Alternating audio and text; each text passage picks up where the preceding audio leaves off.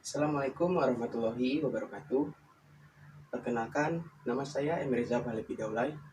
Saya adalah mahasiswa pendidikan geografi Fakultas Ilmu Sosial Universitas Negeri Medan, Stambul 2020. Pada kesempatan kali ini, saya akan menjelaskan materi mengenai penginderaan jauh, yaitu penginderaan jauh fotografik sistem thermal. Adapun kepada para penonton sekalian, mohon untuk memberikan perhatian pada materi yang saya sampaikan agar nantinya kita sama-sama mengerti mengenai materi penginderaan jauh fotografik sistem thermal ini.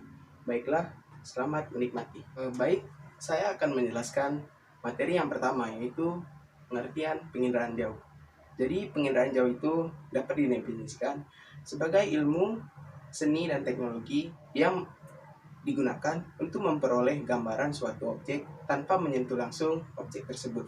Nah, biasanya yang diamatin itu adalah berupa objek seperti permukaan bumi, yaitu misalnya keadaan suatu wilayah yang ada di permukaan bumi. Adapun untuk mengamati objek permukaan bumi tersebut digunakan sejenis alat yang mengandung sensor, yaitu misalnya satelit, atau dapat dilakukan dengan foto udara. Adapun tujuan dari penginderaan jauh ini adalah untuk memperoleh informasi dan citra foto dari objek yang diamati tanpa menyentuh objek tersebut menggunakan bantuan alat yang terdapat sensor di dalamnya. Sensor yang dimaksud dapat berupa kamera, alat penyiam atau scanner, dan wahananya dapat berupa satelit atau pesawat udara yang membawa alat yang mengandung sensor tersebut. Penginderaan jauh sistem thermal yaitu penginderaan jauh yang memanfaatkan gelombang panas yang dipancarkan oleh objek yang akan diamati dalam penginderaan jauh tersebut. Untuk diketahui, semua benda itu memancarkan panas yang disebabkan oleh gerak acak partikel-partikel yang terdapat pada benda tersebut. Nah, hasil dari rekaman pancaran panas tersebut dapat diperoleh dan dapat diproses menjadi citra maupun non-citra. Yang dimaksud citra di sini adalah inframerah thermal yang berupa gambaran dua dimensional atau gambaran piktorial. Sedangkan hasil non-citra dapat berupa garis atau kupas spektral, angka, atau serangkaian angka yang mencerminkan suhu pancaran objek yang terekam oleh sensor thermal. Adapun cara kerja sistem penginderaan jauh terbagi menjadi dua jenis berdasarkan sensor yang digunakan.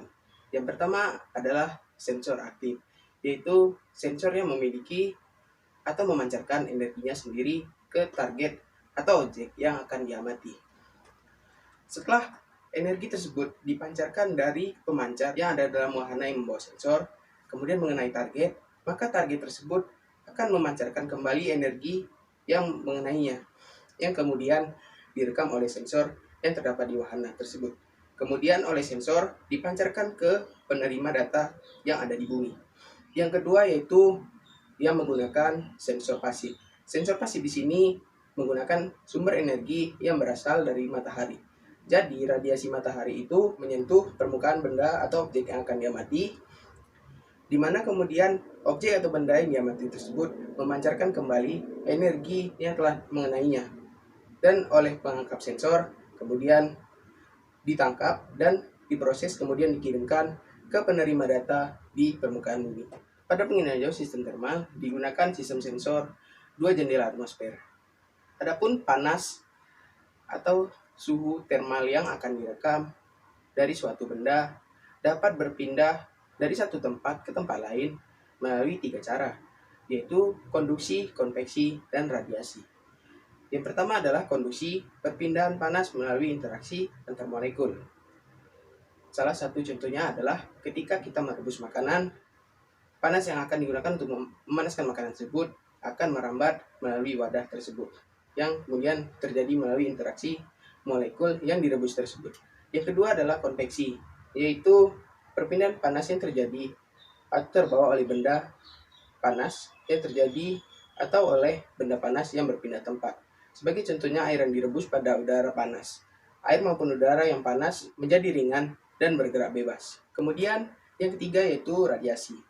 Radiasi atau pancaran adalah perpindahan panas dalam bentuk gelombang elektromagnetik sebagai contohnya panas matahari, yang dipancarkan segala arah dan padanya mengarah serta mencapai permukaan bumi, yang berbeda dari proses konduksi maupun konveksi. Karena perpindahan panas melalui radiasi ini tidak memerlukan penghantar, berbeda dengan konveksi dan konduksi yang perpindahan panasnya memerlukan penghantar. Selanjutnya, ada 4 sifat termal yang mempengaruhi suhu bendanya. Yang pertama adalah konduktivitas termal, yaitu tingkat penerusan benda panas melalui suatu benda. Contohnya, daerah kota merupakan konduktor panas yang lebih baik dibandingkan daerah pedesaan, karena daerah pedesaan masih cenderung tertutupi oleh lahan dan vegetasi yang konduktivitas termalnya cenderung rendah. Yang kedua, kapasitas termal, yaitu kemampuan benda untuk menyimpan kapasitas, yang diukur dengan jumlah kalori yang diperlukan untuk mengukur suatu benda. Nah, pada tabel berikut ini menunjukkan bahwa kapasitas termal air yang merupakan kapasitas termal yang paling besar. Adapun tutupan vegetasi yang tidak rapat sangat bervariasi suhu pancarannya. Oleh karena itu, orang cenderung melakukan berbagai percobaan suhu kinetik vegetasi pada daerah yang tutupan vegetasinya lebih rapat. Yang ketiga, ada kebaruan termal atau thermal resistivity, dan yang keempat ada ketahanan termal atau thermal resistensi. 4 sifat termal tersebut merupakan pokok pada butir ini di samping hukum Stefan Boltzmann. Kemudian, keunggulan dan kelemahan dari citra inframerah termal yang digunakan untuk penginderaan jauh sistem termal diantaranya adalah, yang pertama saya akan membahas keunggulannya, yaitu yang pertama dapat melakukan perekaman pada malam hari, yakni pada saat beda pancaran objek terbesar, yang berarti menghilangkan sebagian kegelapan malam, di mana jika kita menggunakan foto udara di malam hari, jika kita mengamati objek pada daerah perkotaan, maka akan tampak lampu jalanan atau lampu-lampu yang ada di kota. Namun jika kita mengamati vegetasi hutan, maka tidak akan tampak ada apa-apa karena semuanya tertutup oleh vegetasi lahan. Yang kedua, pengumpulan data yang tidak mungkin dilakukan dengan penginderaan jauh sistem fotografik dapat dilakukan dengan sistem thermal yang hasilnya berupa citra non-fotografik, yakni inframerah, dan data thermal dalam bentuk digital. Yang ketiga, dapat merekam wujud tidak dapat mata seperti kebocoran pipa gas bawah tanah, karena pancaran radiasi dapat menyembur kemana saja, tidak terhalang oleh suatu benda apapun, sehingga terjadilah gambaran yang cukup jelas. Kemudian kelemahannya diantaranya adalah terletak pada aspek geometrinya yang penyimpangannya lebih besar daripada foto udara. Misalnya pada lahan yang vegetasinya tidak merata, maka panasnya atau suhu yang ada di daerah tersebut juga tidak merata, dan alhasil pengamatan tidak dapat dilakukan dengan maksimal. Yang kedua, citra inframerah termal cenderung sulit untuk diinterpretasi objeknya karena ada sifat termal yang lebih rumit dari pantulan objek serta resolusi spasialnya yang lebih rendah daripada citra multispektral pada umumnya.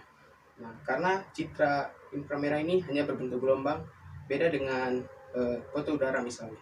Dia langsung mengambil foto objek yang ada di daerah tersebut.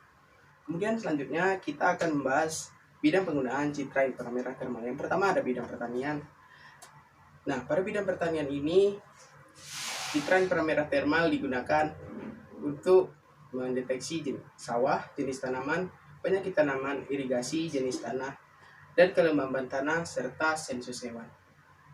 Kemudian pada bidang hidrologi digunakan untuk mendeteksi mata air dingin dan mata air panas melalui pancaran radiasi yang dipancarkannya, geyser, pola aliran air, kebocoran waduk atau dam, batas air tawar dan air asin, karena pada dasarnya air tawar dan air asin memiliki pancaran gelombang yang berbeda, batas air dan es, muara, sungai bawah tanah, thermodromes, dan konsentrasi bahan organik.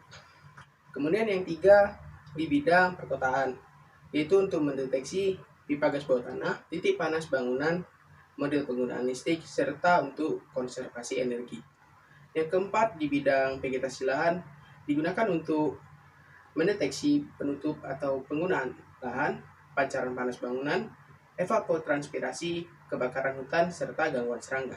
Yang terakhir adalah di bidang meteorologi, yaitu untuk mendeteksi profil suhu, komponen atmosfer, sebaran suhu horizontal. Kemudian saya akan memberikan contoh gambar dari hasil pencitraan thermal. Nah, berikut ini adalah gambarnya yang menunjukkan rekaman citra inframerah termal di Gunung Merapi. Dapat dilihat aliran meletus gembel dan aliran lava gunung Merapi. Warna putih menunjukkan asap Merapi dan merah menunjukkan suhu permukaan gunung yang panas. Demikianlah materi mengenai penginderaan jauh fotografik sistem termal yang dapat saya sampaikan. Apabila ada kekeliruan dalam penyampaian materi atau pemilihan kata-kata, mohon dikoreksi dan saya minta maaf. Mohon maaf atas segala kesalahan. Demikianlah yang dapat saya sampaikan. Assalamualaikum warahmatullahi wabarakatuh.